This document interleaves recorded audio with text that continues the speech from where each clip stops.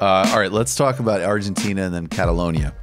And we'll have some sounds with Argentina. So in the first round of elections, Fernandez took a 16-point win over the current president, President Macri.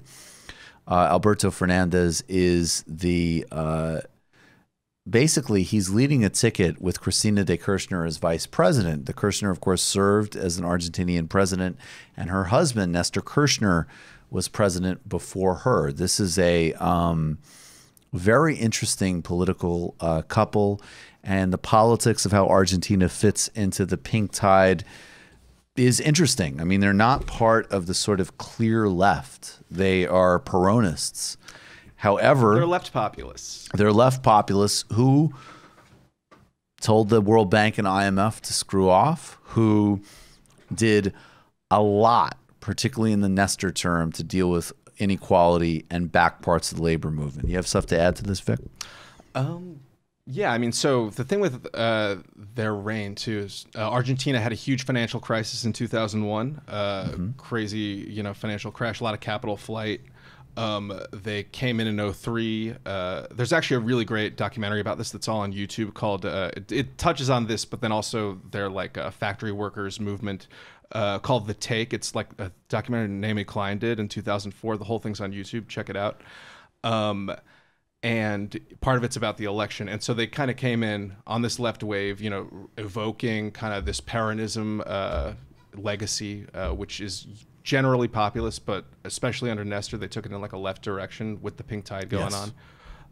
And yeah, I mean, they rode the commodity boom too, like all the pink tide governments, and they had a ton of growth. And just to be clear, I mean, this is Mark Weisbrot. Independent estimates show a decline of 71% in poverty and 81% decline in extreme poverty. The government's instituted one of the biggest conditional cash transfer programs for the poor in Latin America.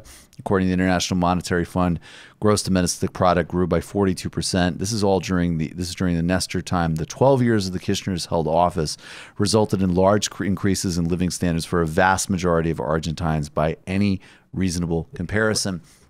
They, as I say, I mean, look, I think some of the corruption stuff around them is more credible than it is as an example around Lula.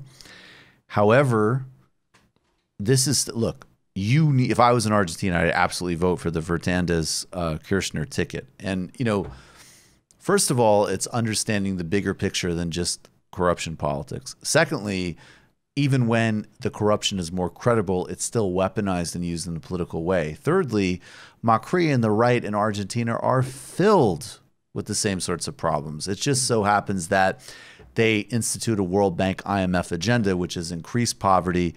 They've increased the militarization of the police. And so if you have any kind of interest in even remote opening for social movements and poverty reduction and reversing the extreme right in Latin America, it's very important that this ticket win.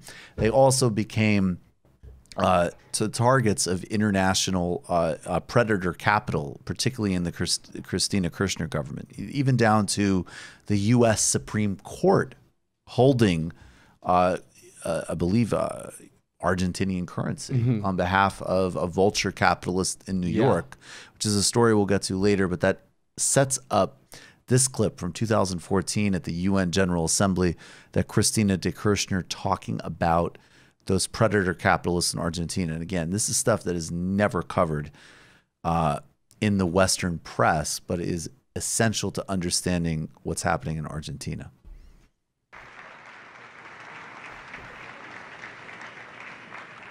Fondos buitres que además amenazan y hostigan con acciones sobre la economía de nuestro país, provocando rumores, infamias y calumnias, desde lo personal hasta lo económico y financiero, de modo tal de actuar como verdaderos desestabilizadores de la economía, casi una suerte de terrorismo económico y financiero, porque no solamente son terroristas los que andan poniendo bombas, también son terroristas económicos los que desestabilizan la economía de un país y provocan pobreza, hambre y miseria a partir del pecado de la especulación.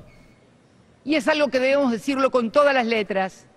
Por eso abogamos fuertemente porque ese convenio multilateral alumbre con prontitud, con celeridad, no por la Argentina, sino por el resto del mundo, y porque además creemos que un equilibrio económico y financiero que ataque las desigualdades económicas y sociales entre los países y adentro de cada una de las sociedades va a ser también un gran antídoto contra aquellos que reclutan jóvenes porque no tienen esperanzas, porque no tienen futuro y los enrolan. She's actually also an extremely compelling speaker. I mean, do you have anything else to add to it? I mean, well, one thing too, to jump off that point about all the gains they made in terms of fighting poverty, you know, they did all that while paying back the IMF like millions of dollars.